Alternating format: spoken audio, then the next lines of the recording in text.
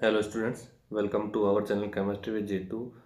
अपनी जो BSc first semester की जो केमिस्ट्री चल रही थी उसमें आज मैं लेके आया हूँ आपके लिए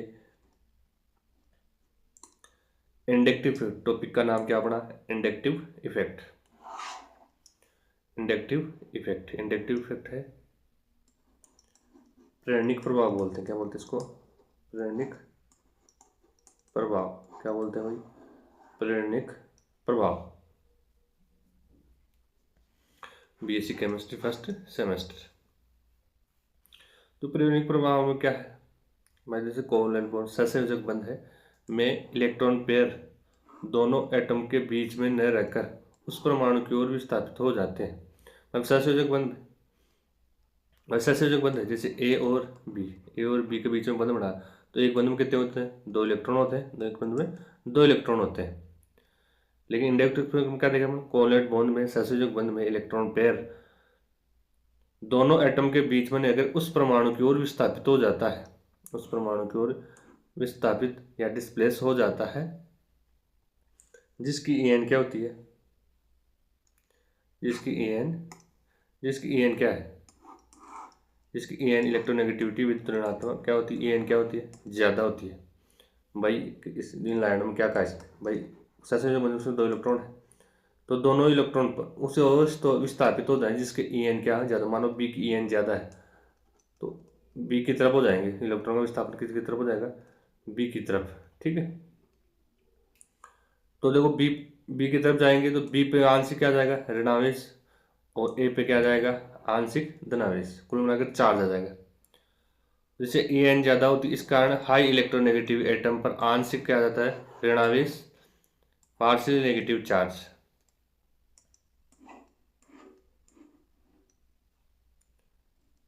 तथा दूसरे एटम पर आंशिक धनावेश आ जाता है। तो इस प्रकार के इलेक्ट्रॉन पर के डिस्प्लेसमेंट को क्या कहते हैं? इंडक्टिव इफेक्ट कहते हैं। जिसे मैंने एच सी एल दे रखा है, एच सी एल है। अब सी एल की एन क्या है? सी एल की एन क्या है? ज़्यादा। तो पाई इलेक्ट्रॉनों का विस्थापन किसकी तरफ हो जाएगा? सी एल की तरफ। तो सी एल पे नेगेटिव, इस पे क्या आ जाएगा? पॉजिटिव। तो एक पर आंशिक धनावेश, एक पर आंशिक ऋणावेश। आंशिक ऋणावेश किस पे आ रहा है? जिसकी एन क्या है? ये एन क्या है? ज़्यादा। जिसकी एन क्या है? ज़्यादा। मोर इलेक्ट्रोनेगेटिव एटम है कौन? C L. ठीक है, इसने इलेक्ट्रॉनों खींच लिया। भाई ए और बी में दमदार कौन है? पावरफुल कौन है?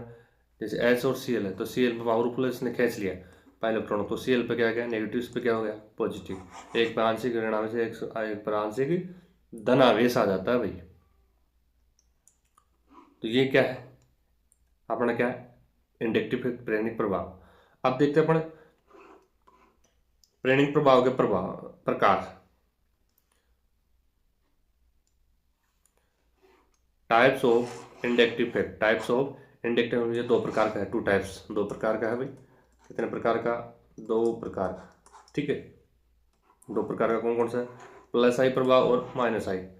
प्लस आई प्रभाव, प्लस आई इफेक्ट, और माइनस आई इफेक्ट। प्लस आई और इंडक्टिव इफेक्ट का आई लिया हुआ है। प्लस आई कहाँ से है? माइनस आई। प्लस आई और माइनस आई। भाई आप लोग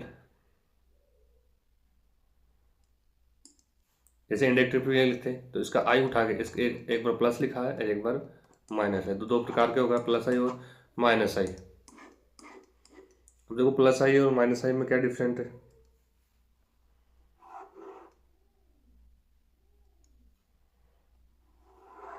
एक तरफ तो क्या प्लस आई इंडक्टिव प्लस आई प्रभाव, और एक तरफ माइनस आई प्रभाव। जिन एटम या ग्रुप का की ईएन इलेक्ट्रोनेगेटिविटी हाइड्रोजन या कार्बन से कम होती है, अर्थात इलेक्ट्रॉन दाता समूह जुड़े होते हैं। ठीक है, मैं कोई कार्बन श्रृंखला है ऐसे मान लो, यहाँ पे इलेक्ट्रॉन दाता समूह जुड़े हुए, यहाँ पे इलेक्ट्रॉन, भाई इसको दोबारा से देखो एक बार, यहाँ कोई चैन है, फिर यहाँ लास्ट में कोई इलेक्ट्रॉन दाता समूह जुड़ा है, इलेक्ट्रॉन दाता समूह जुड़ा है, तो इलेक्ट्रॉन देगा तो यहाँ चार्ज कम आएंगे, प्लस चार्ज आ जाएगा यहाँ पर इलेक्ट्रॉन, तो यहाँ कम हो जाएगा। तो प्लस चार्ज आ गया तो ये किस प्रकार के सूत्र से होगा? प्लस आई प्रभाव। और इसके अपोजिट इलेक्ट्रॉन ग्राही समूह जुड़े, इसमें जैसे कार्बन कार्बन कार्बन या कोई श्रृंखला है, यहाँ जैसे NO2 जुड़ा है तो इलेक्ट्रॉन को खींचने वाला है, तो इसमें खुद पे आ जाएगा नेगेटिव। इस यहाँ से इलेक्ट्रॉन तो खींच लेगा, इसमें इलेक्ट्रॉन को तो NO2 पर क्या जाएगा? ज़्यादा। ठीक है, तो ये कौन सा भाई, माइनस चार्ज आ गया नहीं यहाँ, तो ये माइनस आई प्रभाव को दर्शाएगा। किसको दर्शाएगा? माइनस आई प्रभाव। भाई ये लाइनें हैं, अगर ये लाइन आपको कंफ्यूज कर रही है तो यहाँ से इसको तो देखो, इसको तो इतना तो रहना दो, आप तो सीधा ये याद कर लो, अर्थात इलेक्ट्रॉन दाता समूह जुड़े होते हैं। इलेक्ट्रॉन दाता समूह में कोई कार्बन श्रृंखला है, यहाँ कोई इलेक्ट्रॉन दाता समूह होगा, तो इलेक्ट्रॉन को इधर देगा, इस खुद पे देगा प्लस चार्ज, प्लस चार्ज आएगा तो इसको क्या कहेगा? प्लस आई प्रभाव। क्या कहेंगे इसको? प्लस आई प्रभाव, प्लस आई प्रभाव। इस तरह से इसको इतना याद, यहाँ कन्फ्यूज हो रहे तो यहाँ बस सीधा इलेक्ट्रॉन ग्राही समूह जुड़े होते हैं। अब इसके लिए आपको इलेक्ट्रॉन दाता समूह कौन है, इलेक्ट्रॉन ग्राही समूह, ये आपको याद रखना है। इलेक्ट्रॉन दाता इलेक्ट्रॉन को देने वाले, ग्राही को खींचने वाला है। जैसे कार्बन कार्बन कार्बन कार्बन या कोई श्रृंखला है या कोई ग्राही समूह जुड़ा है, तो ये इलेक्ट्रॉन को तो इस पे क्या गया? नेगेटिव, तो ये क्या होगा? माइनस आई प्रभाव को दर्शाएगा। देखो भाई,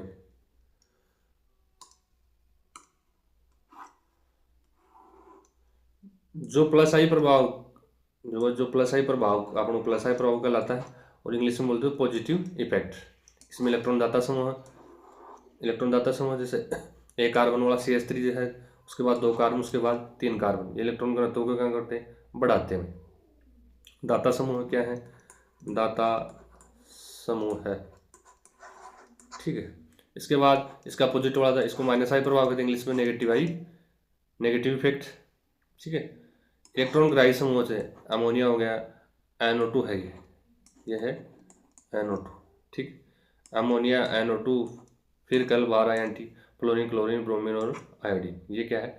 इलेक्ट्रॉन ग्राही समूह, इलेक्ट्रॉन को खींचने वाले, ठीक है। तो आज का ये अपना छोटा सा topic inductive effect BSc first semester का था। मिलते हैं नेक्स्ट वीडियो में नेक्स्ट टॉपिक के साथ। Thanks for watching dear students. Video जरा भी हेल्पफुल लगे तो चैनल को क्या करना? सब्सक्राइब करना, वीडियो को क्या करना? लाइक करना और शेयर करना। थैंक यू, बहुत बहुत धन्यवाद। मिलते हैं नेक्स्ट वीडियो में।